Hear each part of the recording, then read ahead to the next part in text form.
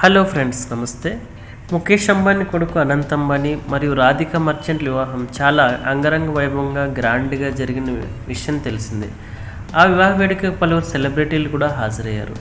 దానిలో భాగంగా తమిళకి సంబంధించిన సెలబ్రిటీలు ధోని, మహేందర్ సింగ్ ధోని క్రికెటర్తో పాటుగా మరికొంతమంది హాజరై వధువరులను ఆశ్రయించారు.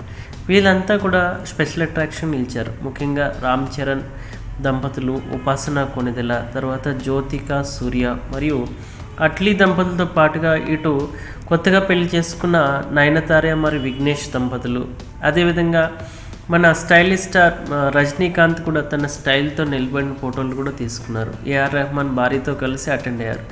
అదే మహేందర్ సింగ్ ధోని భార్య, కూతురు సాక్షితో సహా కలిసి వచ్చారు. అదేవిధంగా బూమ్రా కూడా తన భార్యతో కలిసి వచ్చాడు. అంతే అందరికంటే కూడా రామ్ చరణ్ మరియు ఉపాసన స్పెషల్ అట్రాక్షన్గా నిలిచారు.